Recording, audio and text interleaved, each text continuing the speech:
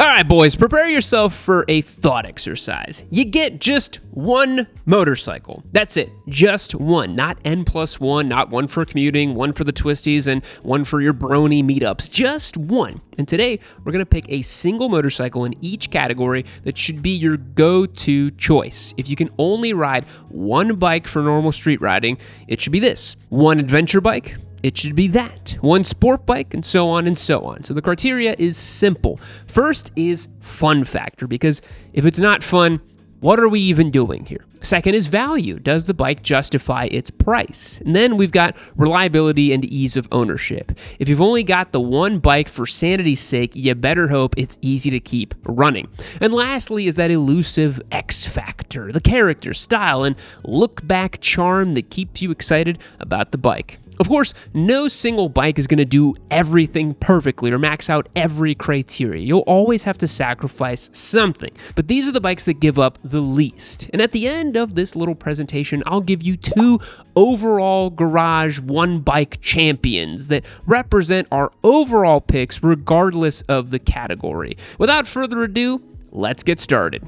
If you can only own one bike for street riding, it should be the Triumph Street Triple RS, the 765, the new one. This motorcycle has really become the gold standard middleweight naked bike. It uses a 765cc inline 3-cylinder engine, good for 128 horsepower, one of the most in its segment, by the way. And it makes 159 foot-pounds of torque spread far and wide across the rev range. It revs up to 12,000 RPM and has that signature Triumph howl that is just so addictive. As you can tell, I'm a big fan. In the RS trim, you get fully adjustable Öhlins in the rear, an adjustable show-up fork up front, a Brembo-style calipers, quick shifter, IMU-controlled cornering ABS. It's nearly as comprehensive a package as it gets. So beyond being packed with goodies and having a beautiful sonorous engine, why does the Street Triple RS secure this ranking? Well, it's certainly fun. I really like riding it. Whether you're commuting, hitting the canyons with the boys, or going through your local track, unless you're fundamentally broken and completely dead inside, this bike will provide you with a great time. When it comes to value, it's not a cheap bike per se, but that's also not what this video is about. Comes in just shy of $14,000, but you absolutely get what you pay for. You won't be wanting for mods or upgrades anytime soon with this machine. It's a pretty reliable bike too. It's a long proven platform that has been iterated on for years and years now. That's some of the best bikes you can buy, the type that have been molded and sculpted over time. Kind of like this one over here. Modern day Triumphs have really gotten their bikes sorted out as far as maintenance and ownership goes. Triumph calls for 6,000 mile oil change intervals and 12,000 mile valve checks. So it's pretty much on par with what you'd expect from any Japanese manufacturer nowadays. As for X Factor, the Street Triple's got the secret sauce. You get it in cosmic yellow or some other standout color. Wear those bug eyes proudly, and it's a bike that continues to grow on you. For an everyday street bike, it's not gonna let you down. I love this bike. Okay, if you can only have one adventure bike, it should be the Yamaha Tenere 700. Here's the big secret that ADV companies don't want you to know about. The most capable bikes are the middleweight ones. We've been saying it for years. Any 500-plus pound adventure bike will surely be compromised on the dirt and outgunned by a sport tourer on the street. So what's the point? The middleweight adventure bikes are really where the category starts to make sense. The T7 uses Yamaha's tried and true CP2 engine from the MT-07, good for about 72 horsepower. It's not crazy powerful, but it's torquey and linear and literally bulletproof. It's got long travel KYB suspension, a 21-inch front wheel, dual sport style tires, and a roughly 450-pound curb weight. It's not a featherweight Austrian dirt bike, that's for sure, but compared to the smorgasbord of massive ADV spaceships on the road, it's relatively svelte. So why does the T7 get the nomination for the One Bike Challenge? Well, because you can actually do adventure stuff with it amongst other types of riding too. It's far more competent for long distance travel than a dual sport, yet it is just as reliable as some of those archaic Japanese enduro bikes. You could ride it to Patagonia if you were so inclined, though I think only about 1% of you will actually do that with it. I've even seen dudes stunt riding these bikes. I can't say the same for a BMW GS. Reliability and ease of ownership is a no-brainer. The CP2 has survived a decade plus of abuse at the hands of all sorts of Yamaha-pilled degenerates and lived to tell the tale. There's also a massive community of T7 owners and a huge aftermarket. So if you break something off-road riding in Timbuktu, you can easily find a YouTube video showing you how to fix it roadside with zip ties and chewing gum. As for value, the T7 is on par with its competition. With an $11,000 MSRP for new models, it's pretty good. And considering this bike will probably run forever, it seems like a small price to pay. All ADV bikes are a little dorky, but this machine is one of the better looking ones in its class. Certainly the most rally-inspired in its styling. And the CP2 engine with a modest exhaust sounds really good. It gives you some X factor in an otherwise unsexy category. But do you know what's sexy? Sport bikes. Let's move on to greener pastures. Have you ever come back from a motorcycle ride and realized nearly half of the footage you captured throughout the day was totally unusable? Yeah, me too. But that has not been a problem for us since we started using the DJI Osmo Action 6, a camera that has proven to hold up to the most demanding shooting conditions. The Action 6 uses DJI's next-gen Rocksteady and Horizon Steady stabilization combo, giving you level footage even when your bike is leaned over in a corner. That means tight, twisty sections, bumps in the road, and helmet shakes at high speed get smoothed out without sacrificing field of view or detail, which means you get far more usable footage whether your camera is mounted to your helmet, your handlebar, or your tail section. And because motorcycle content these days is all about catching those wild and unexpected moments, DJI baked snapshot mode into the Action 6, meaning it can go from off to recording in just 0.3 seconds. So when inspiration strikes, you can start filming nearly instantly. Plus, the Action 6 keeps filming even when other cameras give up, being waterproof to 20 meters and functional in cold as low as 4 degrees Fahrenheit. So rain, cold, whatever Mother Nature throws at you, you're good to keep rolling. If you want an action camera that survives how motorcycles are actually ridden, check out the DJI Osmo Action 6 by clicking the link in the description below. Thanks to DJI for the support. Now let's get back to the show.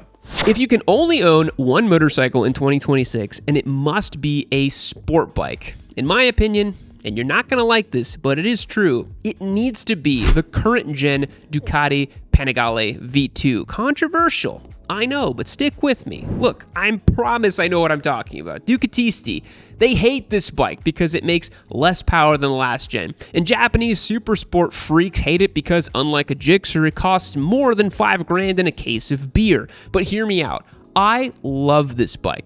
It is one of my favorite motorcycles that I've spent serious time with in recent memory. We had one in the shop last year before giving away through yammynoob.co. I rode it on the street, I rode it on the track, and it's just such a complete motorcycle right out of the box. It makes 120 horsepower from the new Ducati V2 engine that feels and sounds incredible. Its looks may be polarizing to some, but I think it's a pretty sharp bike. The suspension and brakes feel awesome. It has an electronics suite as well, and as far as reliability and ease of ownership go, Ducati is the best they've ever been right now. This new engine has no Desmo, so no complex, frequent, and expensive maintenance costs. And if you're really looking for a complete sport bike for track riding, the V2 is easier to own than something like the R9 from the get-go. It doesn't require a flash to smooth out power delivery, and it doesn't need a whole new swing arm just to run tire warmers. But the real question you're probably thinking is, if I can only own one sport bike, why would it not be the biggest, baddest, most monstrously engorged 200 plus horsepower monster that I could buy?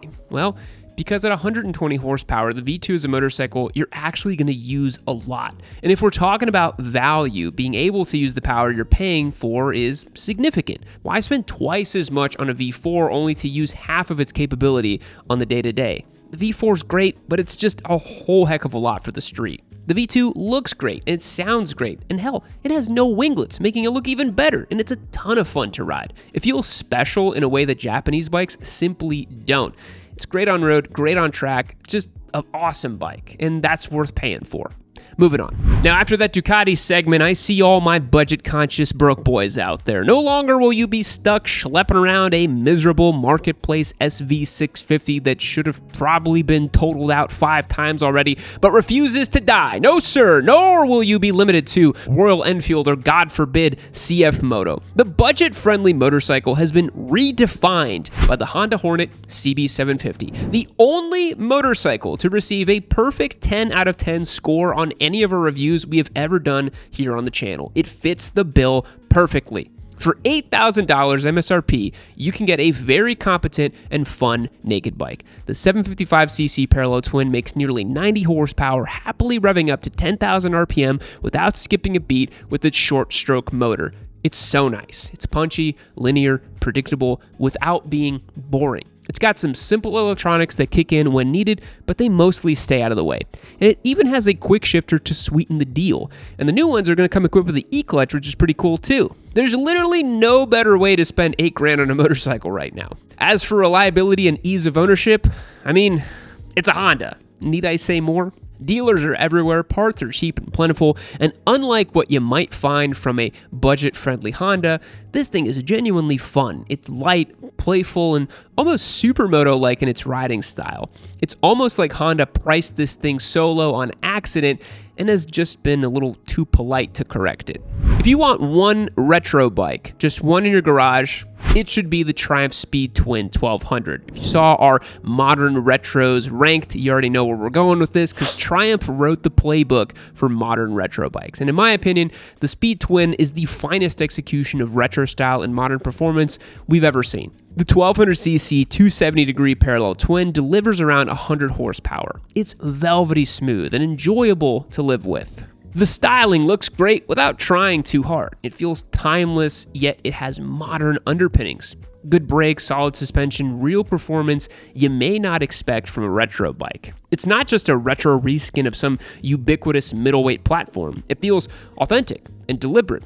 It's a proven platform with minimal unexpected ownership challenges beyond standard maintenance. And I guess this is another example of value being in the eye of the beholder, because at nearly $15,000 for the base model, this ain't no Royal Enfield. But you certainly get more motorcycle in terms of performance, quality, and refinement. Okay, at the risk of being spontaneously hit by a lightning strike or something, I'm going to talk about cruisers. If you can have only one cruiser, it should probably be an Indian Scout. I fundamentally believe a cruiser needs a V-twin. It just does. Don't give me any 3-cylinder, 4-cylinder cruisers. It just do a V-twin. The Scout looks the part, it feels the part, and it makes fewer compromises than the Harley alternatives. The liquid-cooled V-twin is torquey, but also rev-happy, eager to keep the party going further into the rev range than you might expect. Compared to something like the Rebel 1100, the Scout feels like a cruiser at its core, whereas the Rebel feels like a modern, sportier interpretation. By American cruiser standards, the Scout's value is reasonable. Its reliability is about what you'd expect from a modern motorcycle company. Now, will anything change under private equity ownership? Well, we don't know yet, but for now, the Scout is a better cruiser to own and live with than some 900-pound land yacht. For the most part, I've been trying to choose bikes still in production, but for the dual sport category, I had to make an exception. If you could only own one dual sport, it should be the Yamaha WR250R.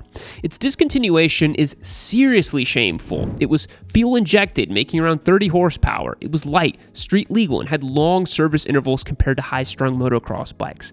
Compared to the CRF 300L, it's lighter and higher spec. Compared to the old DRZ, it's fuel-injected, lighter, and more modern. Compared to European dual sports, it's value-driven and easy to live with. They're fun, playful, inexpensive, and incredibly durable. They'll run forever. What more could you ask for? It's easily one of the best dual sport motorcycles ever made, and if you had to have just one in your garage and it needs to be a dual sport, WR250R. All right, so as promised, the two overall picks that transcend the category. If you just had to pick one bike, then that's it. You're not even thinking about categories. The first pick is the Yamaha MT-09 SP. If you've been around the channel for a while, this shouldn't surprise you. This bike is a near perfect motorcycle for a lot of people. The CP3 triple engine makes about 115 horsepower and 69 foot-pounds of torque. It's energetic, capable, and ridiculously fun, and it's got some of that European charm and pizzazz in the engine. It's packed with features like an IMU, cruise control, and fully adjustable suspension, the latter fixing the handling concerns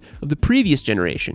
At $12,700, it provides serious value as well, and it's bulletproof reliable no matter how hard you rip on it. The second overall choice falls in the opposite direction. While the M209 SP is for the rider who wants performance before utility, the Honda Transalp is for the rider that wants a Swiss Army knife motorcycle that can truly do everything. The Transalp earns a podium spot because it excels in so many arenas. It's comfortable enough for commuting or distance travel without boring you to sleep like a Versys. It's capable off-road without compromising its on-road manners, more like a aggressive ADV bike. It's for the rider who doesn't want to think about what kind of riding the day holds. You just swing a leg, turn the key, and hit the road, and no matter where you end up, no matter what the weather is, you're going to be in a good spot with the Transalp. All right, so there you have it, boys. The one bike garage. Now, keep in mind, no bike does everything perfectly, but these come pretty damn close. Feel free to let me know down below what bike you would be the one you'd want to live with. Or maybe the old heads are right, and N+1 really is always the answer. Thanks for watching all the way to the end. I'll see you on the next one. Fact: dolphins actually have names. Bottlenose dolphins use distinct whistles to call each other by. Goodbye.